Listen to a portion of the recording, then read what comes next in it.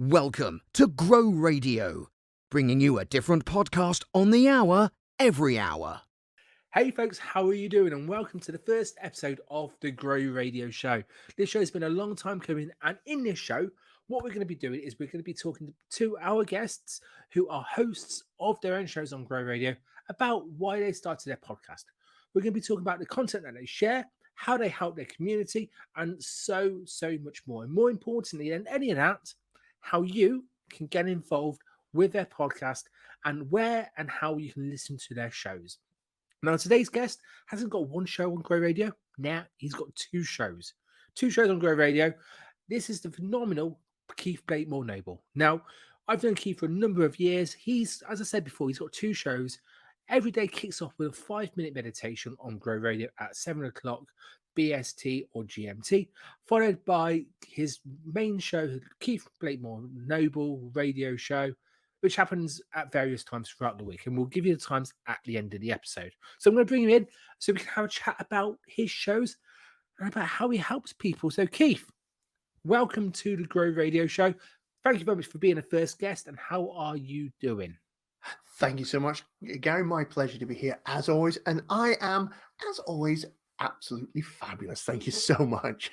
Brilliant. So for the people who don't know you, haven't heard your shows yet, tell us about you. Tell us about Keith, the person, first of all, before we go on to your podcast and ask some kind of questions about those. So who is Keith? What does he do? And how does he help people? Oh, now there's a question, isn't it? So I'm Keith Blakemore-Noble. I live up in the northeast of Scotland, and I help people to master their mindset, whether that's overcoming fears and phobias, overcoming unhelpful habits, or getting through those mindset blocks that hold so many of us back. That's what I do. I've been doing it for about 13 years now. I've helped thousands of people around the planet to master their mindset. All started when I had a bit of a panic attack because I used to be painfully shy. I went to a party I probably shouldn't have done, had a massive panic attack, decided I need to do something about it, ended up learning NLP, hypnosis, really getting into all the personal development side of things, trained right up to train the trainer level, sorted myself out, got made redundant from my IT position and thought, you know what? Let's focus on helping people. Let's focus on being the person that I needed when I had all of those issues. So that's how I got into this. I've been coaching for the past 11 years, speaking on stages around the world, sharing this stuff with people and also training people in some of these tools. Brilliant. How refreshing and honest you are about sharing the fact that you started this to help you and now you're helping other people. Because some people, that's an element of truth to that. They kind of set up their business to help them and then it's going from there.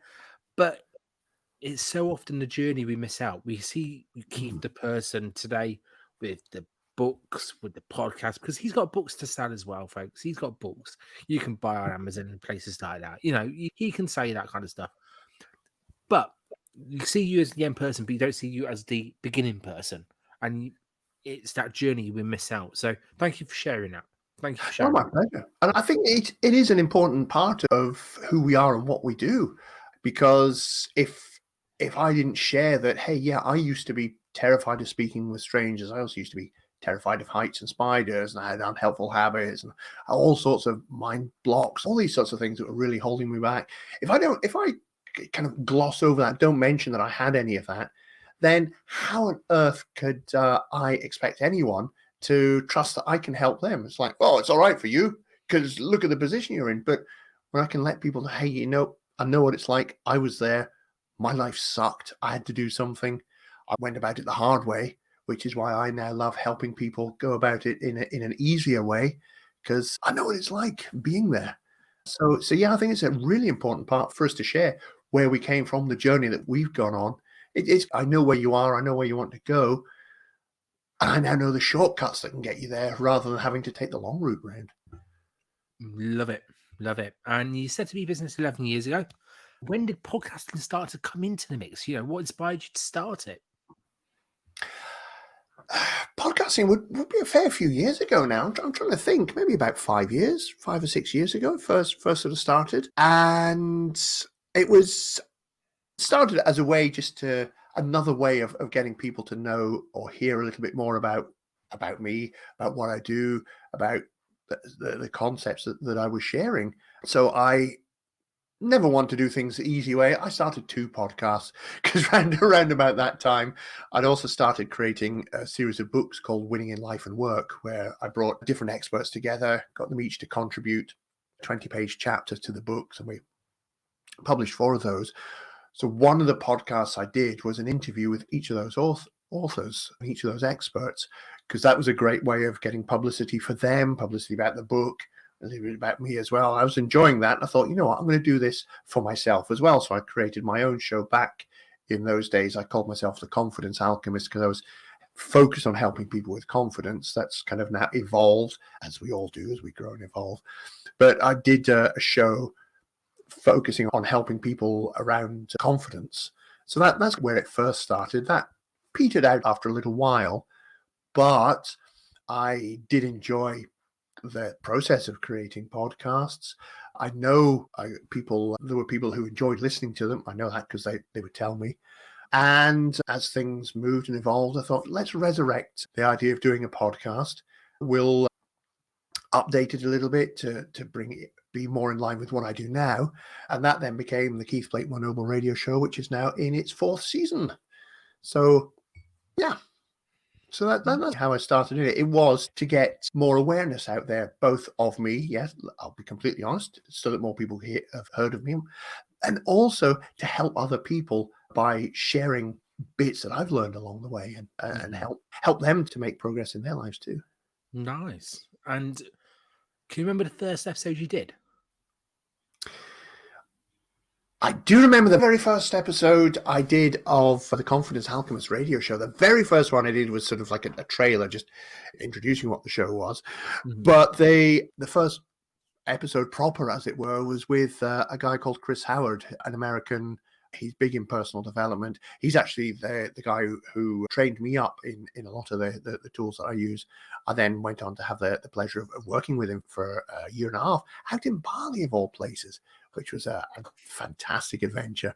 But yeah, he was very kind enough to be my very first guest on the very first episode. So that was good fun. Brilliant. And you say you started 2 at the time, which was quite crazy. Had you been? It was crazy in my mind anyway. Were you a guest on podcasts before? Were you listening to podcasts before? Kind of, where did you say you had the book? Like you were kind of interviewing each person for the chapters, which is a great idea for anybody looking to kind of collaborate or launch a book. Brilliant.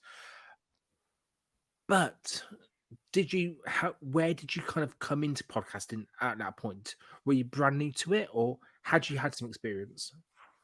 So by that point, I'd never guested on podcasts before. I have since then, because I absolutely love being a guest on other podcasts. It's a great way to connect with other people. Also, as a podcaster, it's a great way to learn, because the more you guest on other people's podcasts, the more you kind of pick up on what it's like being a guest rather than the host.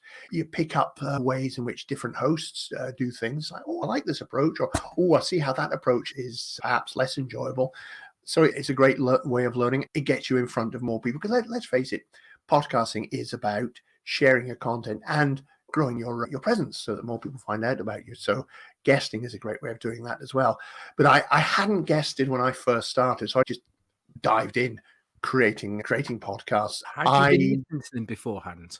I had listened to some. I'd listened to some beforehand. Not a great many, I'll be honest. It's slightly embarrassing to admit this. I don't really tend to listen to podcasts that much, mainly because I much prefer reading rather than listening or watching. But we all have different styles. We have ways which suit us. For me, I much prefer reading something. But that said, there are some podcasts I will listen to, particularly if it's somebody that I really want to catch what they have to say. Mm-hmm. Plus, it was easier in the older days when I had a job, because I used to commute, and stick one on while you're commuting. It's a brilliant way to do it. I know a lot of people do that. They listen to the podcast on the commute. So now, working for myself and basing myself in the office at home, the commute is like 10 seconds from the bedroom to the office. I don't think there's a 10-second podcast yet, but you never know. There's a gap in the market for that. Gap in the market. But Yep. no, you're dead right with the commute, because that's how I started listening to podcasts, was that commute between Oxford and Warwick every day. And that's a 45-minute commute, which is a lovely time to listen to a podcast. And that's how I started. And I listened to podcasts for about 4 years before starting my own one. So I had a good old chunk of time to figure out in my mind what I liked, what I didn't like, and all that kind of jazz. So I'm always interested to find out people's history before starting the podcast. But when we're looking at kind of podcasts in your current show, so your 5-minute meditation, I think that's just what it says on the tin, doesn't it, really? Exactly. It's, just 5 minutes meditation, guided meditation, suitable for everyone from absolute beginner to seasoned practitioner, where each one is its own separate standalone theme. You don't have to do them in any order. You don't have to have done previous ones to get the benefit of later ones. Have a listen somewhere where you can safely relax with your eyes closed for 5 minutes and just follow my voice, follow the suggestions in the meditation. And it's a great way to relax, recharge. And it's amazing the things that you can clear out in just 5 minutes. It's a wonderful way to start the day as well. And that's why you can tune in at 7 o'clock every day and listen to one of those. That's 7 o'clock GMT, BST, so UK time, whenever you're listening to this or watching this. And that's exactly why I put it at 7 o'clock in the morning, because it is just a good kick-off time to kind of get started.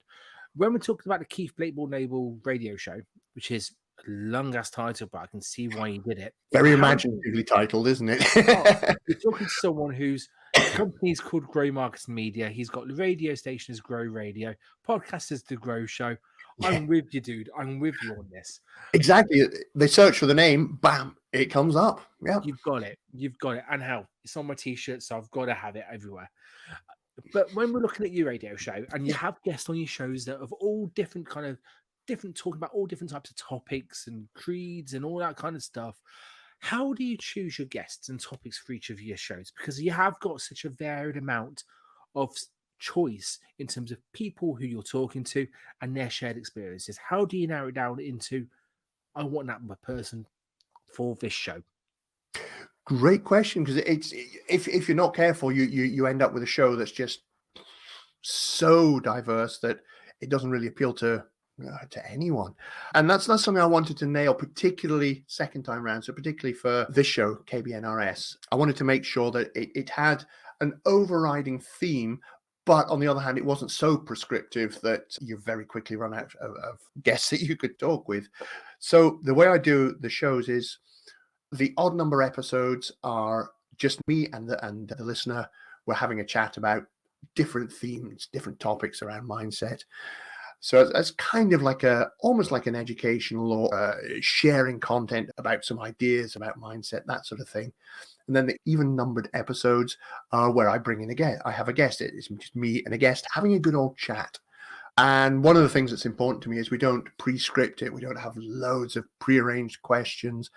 It's just two people having a chat about the guest, about their particular topic or about their life or their journey. And I do it without questions prepared so that we just have a nice natural conversation.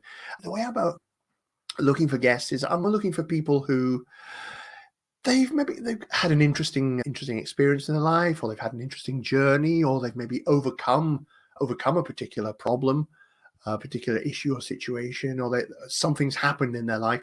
The kind of things where if it happens to a listener might be going, oh, you know what? I'm experiencing that sort of problem in my life. And here's somebody who's gone through that and actually gone out the other side. Maybe there is hope. Let's have a listen. Now, I'm not saying that people are going to listen to it and go, oh, wow, I've got the solution to all my problems. What I am saying is we get to know more about each of the guests. It's a good way to get interested in people and find out more about people and their journeys, and also maybe pick up some tips. Oh, I never thought about looking at things that way. Oh, that's interesting. So yeah, it's people who make for an interesting chat. You can just have a good, almost kind of think of it as just two people having a drink, whether it's a pint or a coffee or whatever your preference is, and just having a chat, catch up. Oh, so what you've been up to? How did you do that? How did you get through all that stuff? And it really does vary from, I've had business owners, I've had a couple of people who've been in films and TV. I've had a performer who's been in every medium you can think of, business owners and ordinary people. Ordinary people, you know what I mean, people who aren't in those categories, but still have had interesting experiences in their life, still have faced challenges, still have come through the other end to tell the tale. I love it. And I always see podcasting as just a chat. So when you said it's a chat between two people, get that. And that's exactly how I want, our podcast to kind of come across when I'm talking as a guest or as a host. Yep. But just two people having a chat or two or more people having a chat.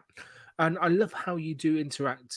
You do interject a solo episode to do the interviews and the range of interviews.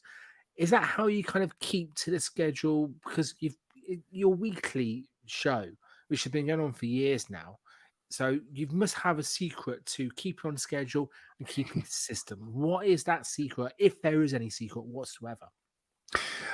Having the alternating it between solo show, guest show does help, because it means I only have to think of 2 topics a month rather than 4 topics a month. So that does make it a little easier on constantly coming up with new stuff. And I'm actually working on something at the moment which is going to make it even easier to come up with topics, because it's going to tie in with something else that I do. So that's going to make it even more powerful as well. And by having every second show as a guest, it means I only have to find 2 guests a month, not 4 guests a month. Sometimes it's easy. Sometimes you'll find like half a dozen guests. Other times you can be going, oh my word, I haven't got a guest for next week. Oh, because people are all different. You can never kind of guarantee that you're going to get people coming along regular slots. They're not like buses. But by alternating, it does make it that little bit easier, because I only have to come up with 2 new concepts a month. I only have to find 2 new guests for a month, which means if I find 4 guests and record all those 4, that's 2 months of guest podcasts in the can, which takes a little bit of the pressure off. I also think it kind of mixes it up a little bit for the listener as well, because I don't think people would be quite so keen if it was like educational type episode every single time, or if it's a guest episode every single time. It's like, it starts to become a bit more of like a generic chat show. But by mixing the 2, it keeps it fresh, makes it easier on me, makes it easier on the listener as well, because you're getting something different each time. So I think that's part of the secret. Another part of the secret is, because I know I've got listeners, so I have to do episodes have to release episodes every month, every week, because I don't want to let them down. Because a chat I had with somebody else when I was originally setting up podcasts, and chats that you and I have had, one of the key things about the podcast is consistency of your schedule. Whether you do them daily, weekly, fortnightly, monthly, whatever it is, make sure it is every whatever the period is, so that people get used to it. Oh, it's a fortnightly podcast, new podcast every fortnight. Fantastic, I'll catch that. If you start missing some, then maybe okay if you miss an occasional one, but if it becomes a bit regular, it's like, okay, you never know if there's going to be another episode or not. Plus, increasingly these days, I know a lot of the podcast platforms, they work out how the frequency of your podcasts based on how often they come out. And they'll actually say in their thing how frequently they come out. And if you start missing episodes, they then kind of drop it down in the list of podcasts that they promote, because they want to attract regular listeners through their service as well. So it's kind of a commitment that you make to yourself, but also to your listeners, to the providers, and to everyone else out there as well. Brilliant. It's so true on so many levels, all of that. And the kind of the bit that resonated with me quite a lot was a case of when he said, well, we've got listeners, they expect an episode, so therefore we have to produce it for, and it is so true. It's a great form of accountability that people are going to be wanting to listen to your content, so therefore I need to produce it, which is great. It does take time to build up. It takes time to build up, and that the longer you go, that does get faster and faster. And I've seen it in the listening figures, because if anyone knows me, I always record everything. I always stats for everything, so I can see what's going on. You really got the stats going back over the 4 series. It's like, you can see it reaches a point where it takes off. But if you then start dropping that consistency, you're going to start losing those listeners. And it's very hard to build that momentum back up again. So what kind of strategies have you got to kind of build that consistency and that audience over time? And consistency is only one part of it. It can only it could be the main part of it for sure, but it's only one strategy. So what other strategies have you used in the past? So every time I release an episode, I do a blast across the socials, 9 different platforms. A post goes out every single time there's a new episode comes out. A new post will go out across all my different socials. So it's the Facebook, LinkedIn, Twitter, Pinterest, TikTok, others which I can't remember at the moment because it's off the top of my head. So a blast across everywhere to let people know there's a new one out. I have a Patreon channel as well. So that has bonuses for paid Patreon members, Patreon exclusive bonuses, and every single episode, even though it's publicly available, also gets posted into the Patreon as well, so that there's a regular stream of content in there too. It goes out on YouTube as well, so it goes out as a premiere on YouTube. That's when you schedule something as a premiere, or your YouTube subscribers get a little ping up on the top of their YouTube screen telling them, oh, this episode is scheduled for this time. So there's that. When I have guests, I do ask them and strongly encourage them to share their podcast, to share the links to their episode as well. And to that extent, I provide them with a list of links to all the major platforms where their podcast will appear. Every episode has its own show notes. For some of them, I'll also do them a custom trailer to promo their episode so that they get all of that, so they can say, hey, come and listen to my episode on this show. Because when you're on a show, you love letting people know, right? You want other people to know that you've been on it. So I give them that. I make it as easy as possible for them to be able to just go, click, paste, send. So they don't have to try and work out, oh, what shall I say? Where will people find it? Make it as easy as possible for them to promote it. I'll tag, where possible, I'll also tag them in the posts that go out. So it's that consistency. It's also at the point where I'm looking for higher profile guests as well from time to time, because that also helps boost the profile of the show, which again attracts in additional listeners. And one other thing that I do is I make sure the social platform that I use to push out across all of the platforms, it does a thing called evergreen. So even on the times where the show isn't, so we're taking a break, so we've finished one series, take a couple of months off before doing the next series, even during that time, it will be promoting previous episodes. So there's still something new comes out each time.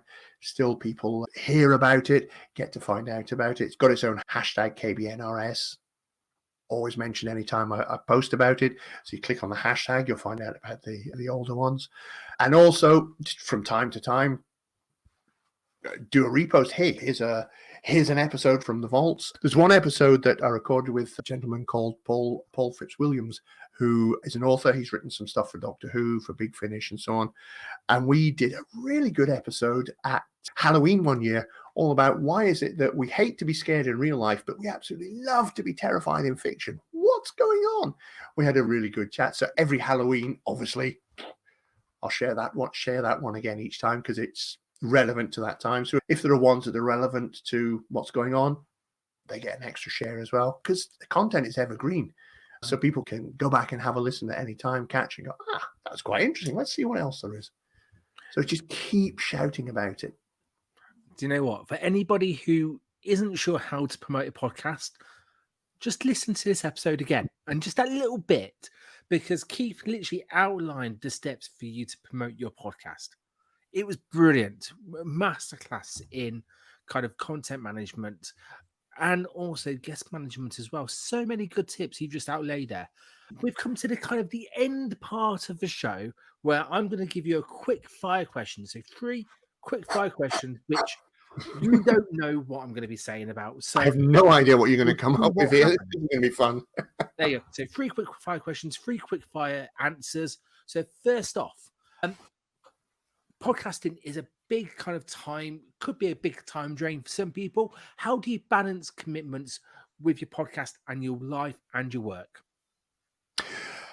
It can drain every waking hour if you will let it. So what I've done is I have streamlined every part of my podcast creation, streamlined it as much as I possibly can so that it takes as little time as possible. For example, when I do a show, we do it as if it's live. We do it in one take, minimizes the editing. That was a lesson I learned very early on.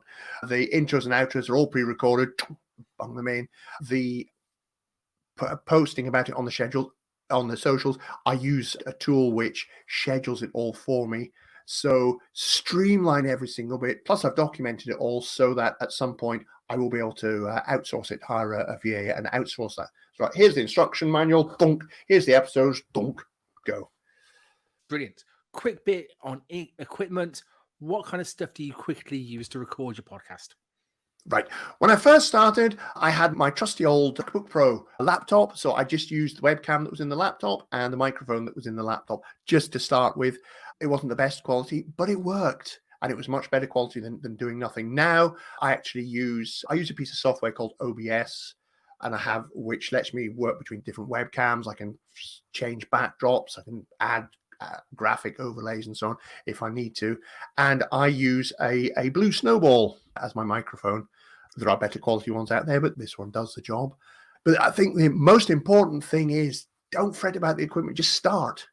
Just start. You can always improve the equipment as you go on. Not a true word said. Brilliant. And the last question, if I'm a brand new listener to the KBNS show, where do I start? Which show would you recommend for me to kind of, as a good jumping on point to to the Keith Blakemore-Noble Radio Show? Really good question, yeah, because there's, as I said, there's 4 series of it. So where would you start? I would suggest starting with an episode that I put out just at the end, and just at the very beginning of January this year. And it's one where we go through the top 10 most listened to episodes throughout 2022. So it's kind of like a greatest hits. It's not me saying these are great episodes. These are the episodes which got the most listens over the course of that year. So it's the episodes which listeners have found the most valuable. So that would be the one I'd start with. The one with the top 10 episodes of 2022. That gives you kind of a flavor for what the show is all about. Brilliant. Brilliant. Keith, we spent half hour talking about, just under half hour talking about all things podcasting. And you've been an absolutely fantastic guest. You've given loads of advice for people to take away. We haven't even touched upon being a guest on podcasts, which we could do a whole new episode on at some point. The main thing is, folks, please check out Keith's podcast. Now, Keith, when can people listen to your podcast on Grow Radio? You can catch it on Grow Radio every Tuesday at 5 p.m., every Wednesday at 8 p.m., and every Thursday at 9 a.m. Right here on Grow Radio. Right, aces. And don't forget to check out the 5-minute meditation every day. That's including Saturday and Sunday, every day at 7 o'clock in the morning. And for the people who did want to connect with you outside of Grow Radio, outside of kind of podcasting, have you got a website, dude? Have you got social media links? How can people get in touch? A website? Now, that would be an idea. Yeah. Yes, I have a website. I'm blessed with having a unique name. I'm the only person on the planet with this name. So if you just type in Keith Blakemore-Noble into any search engine, whatever comes up, good or bad, it's me. If you want to go to my website, it's Keith Blakemore-Noble, all one word, no spaces, no hyphens, keithblakemorenoble.com. Or you'll find me as Keith Blakemore-Noble on all the socials. Aces. And for the people who just want to make it easy and just want to find the links, dead simple, check out the comments, check out the show notes on here, because it's all going to be in there. I'll put Keith's website and put links to the socials on there as well. So, Keith, thank you very much for your time. Thank you very much, everyone, for listening to the show and watching the show. If you're watching on YouTube, if you liked it, please like it. Let us know in the comments what you think. And if you've got any questions for Keith, put them in the comments, smash them down there, and then Keith will answer them. And if you know of anyone who's literally starting to looking to start a podcast, share this episode with them, because honestly, Keith gave a masterclass in how to market your podcast and loads of tips about growing your audience. So, Keith, thank you so much, buddy. Thank you so much for being part of the show. Thank you so much for having me, Gary. An absolute pleasure as always. And folks, thank you very much for watching and listening. Take care, and I'll see you next time for the next episode of the Grow Radio Show. Take care, my friends. Bye-bye. Thank you for listening to Grow Radio, bringing you a different podcast on the hour every hour.